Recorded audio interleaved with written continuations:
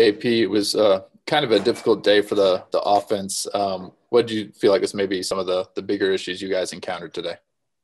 Bigger issues just not sustaining drives and not getting positive yards on first down to put our young offensive line and our young quarterback in a better position to continue moving the ball down the field. Hey, Andrew, as one of the leaders of this offense, the leaders of this team, you do have a ton of young guys playing. Specifically, I mean, for some freshmen to step in on the O-line, what did you think about how they kind of handled that? It was great. I knew from the time we came back from quarantine that Coach Miles and the rest of the staff put a great class together, and I knew that that they were going to be able to contribute. Most of our freshman guys are from powerhouse high schools, so that pretty much is what we expected from them. So I was very excited to see them go out there and play, and I'm very excited for Luke Grimm to make some big plays. In your opinion, is this maybe the most time that you guys have had all season for plays to develop downfield to do some things with that O-line? Yeah, definitely. Just because of the way Iowa State plays the defensive scheme, they dropped 8 and only rushed 3.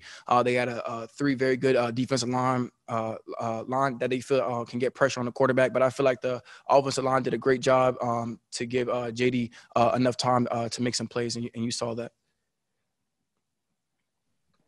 Hey, Kenny Logan makes that big interception there in the fourth quarter, and it's kind of a situation where it's still a long shot, but you guys are in it. We're down 16, yes, sir. Yeah, so I mean, just how big of a blow is that to maybe not come out and kind of capitalize it off of that? Yes, sir. It hurts a lot.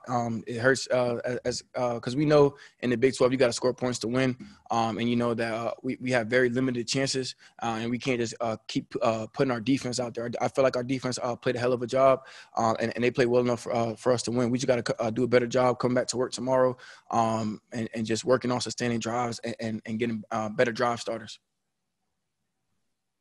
This was Jalen Daniels' third start of the season. What improvements have you seen from him each week from the quarterback position?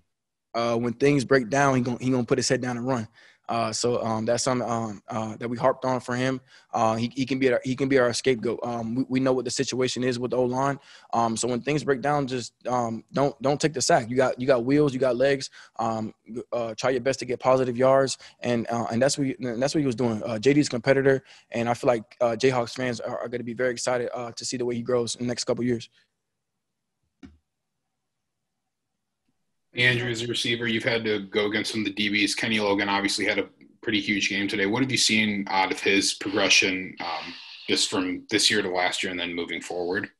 I mean, that's Florida. You know what I mean? I feel like once Kansas gets down to Florida for the next couple classes, I feel like we'll have a lot more players just like that. But for Kenny, he was a young guy, and that's what I was talking to Deuce about in the locker room.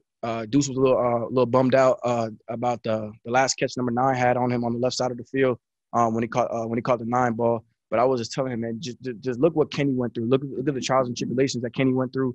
And I remember against Oklahoma State last year, we put him in. Literally 2 plays later, he got beat for a touchdown. So I was just telling him just to keep working. It's not over yet. It's not the end of the world. Players mess up, so you got to just bounce back, and especially for a DB, you got to have a short-term memory. You got to keep playing. Hey, what did you see out of Daniel Highshaw on that wildcat play that he had down at the goal line?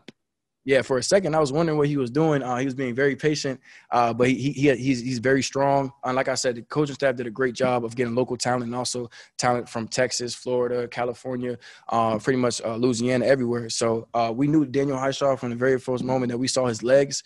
He's going to be something special. He reminds me a lot of Juice Herbert.